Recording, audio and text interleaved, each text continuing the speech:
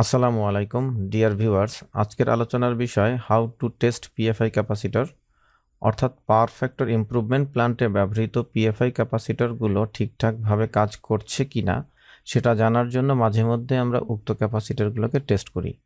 আর এই টেস্ট করার পদ্ধতিই হচ্ছে আজকের আলোচনার মূল প্রতিপাদ্য। আমরা পাওয়ার ক্যাপাসিটরকে সাধারণত দুই পদ্ধতিতে পরীক্ষা করতে পারি। Number 1, current measurement method. Number 2, capacitance measurement method. Current measurement method নিয়ে ইতিপূর্বেই ভিডিও তৈরি করা হয়েছে, আমি আই বাটনে এবং ডেসক্রিপশনে লিঙ্ক দিয়ে রাখব। তো সেই ধারাবাহিকতায় আজ আমরা ক্যাপাসিট্যান্স মেজারমেন্ট মেথড নিয়ে আলোচনা করতে চলেছি। ক্যাপাসিট্যান্স মেজারমেন্ট মেথডটি মূলত ক্যাপাসিটরের ক্যাপাসিট্যান্স পরিমাপ করে ক্যাপাসিটরের বডিতে উল্লেখিত ভ্যালুর সঙ্গে কম্পেয়ার করা এবং সেই প্রাপ্ত ভ্যালু ±5%-এর মধ্যে থাকতে হবে, তবেই উক্ত ক্যাপাসিটরটিকে আমরা সম্পূর্ণ ভালো বলে বিবেচনা করতে পারি। আশা করছি এই ভিডিওটিও পূর্বের ন্যায় আপনাদের জন্য অনেক ইনফরমেটিভ এবং হেল্পফুল হবে, তাই স্কিপ না করে সম্পূর্ণ ভিডিওটি দেখার জন্য অনুরোধ রইল।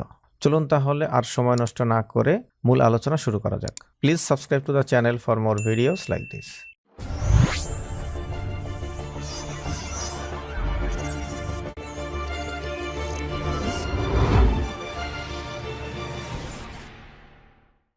তুলনামূলকভাবে কারেন্ট মেজারমেন্ট মেথডটি বহুলভাবে ব্যবহৃত হয়, তথাপি একজন প্রকৌশলী হিসেবে সকল বিষয়ে ন্যূনতম জ্ঞান থাকা উচিত। সেই পয়েন্ট অফ ভিউ থেকে আজকের ভিডিওটি তৈরি করা। বন্ধুরা, ক্যাপাসিটরের বডিতে CN = 3 × 127.4 মাইক্রোফ্যারাড লেখা আছে। এর অর্থ হলো এখানে 3টি ক্যাপাসিটর ডেল্টা সংযোগে সংযুক্ত আছে। তবে এই CN ভ্যালুটি সব ব্র্যান্ডের ক্যাপাসিটরের বডিতে উল্লেখ নাও থাকতে পারে। সেক্ষেত্রে এই মেথডে ক্যাপাসিটর টেস্ট করার জটিলতা কিছুটা হলেও বৃদ্ধি পায়। আমরা জানি ক্যাপাসিটরের সেলফ ডিসচার্জিং এর কোনো ব্যবস্থা নেই, তাই ক্যাপাসিটরকে ডিসচার্জ করার জন্য ক্যাপাসিটর টার্মিনালের সঙ্গে প্যারালালে একটি এক্সটার্নাল রেজিস্টার সংযুক্ত করা হয়। কিন্তু ক্যাপাসিটরের ক্যাপাসিট্যান্স পরিমাপ করার ক্ষেত্রে এটি একটি সমস্যা, কারণ ক্যাপাসিটর টার্মিনালের প্যারালালে রেজিস্টার সংযুক্ত থাকলে ক্যাপাসিটরের ক্যাপাসিট্যান্স সঠিকভাবে পরিমাপ করা সম্ভব নয়। তাই ক্যাপাসিট্যান্স পরিমাপের পূর্বে এক্সটার্নাল রেজিস্টারগুলোকে ডিসকানেক্ট করে নিতে হয়। তারপরে সমস্যা আরও থেকে যায়, যেহেতু ক্যাপাসিটরগুলো আভ্যন্তরীণভাবে ডেল্টা সংযোগে সংযুক্ত থাকে, তাই এই ডেল্টা সংযোগকে বিচ্ছিন্ন করে ক্যাপাসিটরকে আলাদা করাও সম্ভব নয়।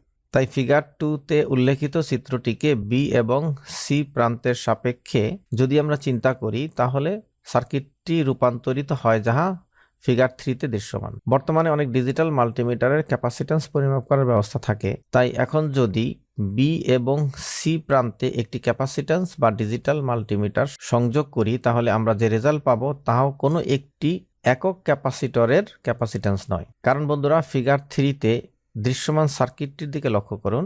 এখানে বি এবং সি প্রান্তের সাপেক্ষে ক্যাপাসিটর C2 এবং C3 সিরিজে সংযুক্ত হয়ে ক্যাপাসিটর C1 এর সঙ্গে প্যারালালে সংযুক্ত হয়েছে। আর তাই আমরা মাল্টিমিটারের ডিসপ্লেতে যে রিডিং পাবো তা ক্যাপাসিটর C1, C2 এবং C3 এর সমতুল্য ক্যাপাসিট্যান্স, যাহা উক্ত সার্কিটে দৃশ্যমান ক্যাপাসিটরগুলোর কোনো একটি একক ক্যাপাসিটরের ক্যাপাসিট্যান্স নয়। সেক্ষেত্রে কোনো একটি একক ক্যাপাসিটরের ক্যাপাসিট্যান্স বের করতে হলে আমরা নিচের ফর্মুলাটির সাহায্য নেব। এখানে value of each capacitor is equals to the reading obtained on the meter divided by 1.5, অর্থাৎ আমরা মিটারের ডিসপ্লেতে যে রেজাল্টটি পাবো সেটিকে যদি আমরা 1.5 দ্বারা ভাগ করি, তবেই আমরা কোনো একটি একক ক্যাপাসিটরের ক্যাপাসিট্যান্স পাবো। তো এভাবে আমরা ফিগার 3-তে দৃশ্যমান সার্কিটের AB, BC এবং CA প্রান্তের মধ্যে ক্যাপাসিট্যান্স পরিমাপ করব এবং উক্ত ক্যাপাসিটর ব্যাংকটি যদি ভালো থাকে, তাহলে পরিমাপকৃত 3টি রেজাল্ট সমান অথবা কাছাকাছি পাওয়া যাবে। তবে পরিমাপকৃত রেজাল্ট 3টি সমান হলেও ক্যাপাসিটরের ব্যাংকটিকে শতভাগ ভালো বলা যায় না, যদি না পরিমাপকৃত রেজাল্ট ক্যাপাসিটরের বডিতে উল্লেখিত ক্যাপাসিট্যান্সের সঙ্গে ম্যাচ না করে। এখন উক্ত ফর্মুলা ব্যবহার করে ক্যালকুলেশন হতে প্রাপ্ত মান এবং ক্যাপাসিটরের বডিতে উল্লেখিত মানের সঙ্গে তুলনা করে যদি আমরা সঠিক পাই, তাহলে ধারণা করতে পারি যে ক্যাপাসিটরটি ভালো আছে। এক্ষেত্রে ক্যালকুলেশন হতে প্রাপ্ত মান এবং ক্যাপাসিটরের বডিতে উল্লেখিত মান এর ব্যবধান 5% গ্রহণযোগ্য, কারণ ক্যাপাসিটর বডি থেকে আমরা দেখতে পাচ্ছি যে উল্লেখিত মান 5% কম বেশি হতে পারবে। কিন্তু যদি ক্যাপাসিটরের বডিতে ক্যাপাসিট্যান্স উল্লেখ না থাকে, সেক্ষেত্রে ক্যাপাসিটরের বডি হতে প্রাপ্ত তথ্যের ভিত্তিতে ক্যালকুলেশন করে ক্যাপাসিট্যান্স বের করে নিতে হয়, যা কিছুটা জটিল। আজকের ভিডিওটিকে আর দীর্ঘায়িত করতে চাচ্ছি না, তাই উক্ত বিষয়ে পরবর্তীতে আরেকটি ভিডিও তৈরি করব ইনশাআল্লাহ। ডিয়ার ভিউয়ার্স, এই ছিল ক্যাপাসিট্যান্স টেস্ট মেথড নিয়ে আজকের আলোচনা। যদি আলোচনাটি আপনাদের জন্য ইনফরমেটিভ এবং হেল্পফুল হয়ে থাকে তাহলে লাইক এবং শেয়ারের মাধ্যমে অন্যদের দেখার সুযোগ করে দিতে পারেন। কথা হবে পরবর্তী ভিডিওতে। সেই অবধি সবাই ভালো থাকুন, সুস্থ থাকুন এবং ট্রিপলি ক্যাম্পাসের সাথেই থাকুন। আল্লাহ হাফেজ।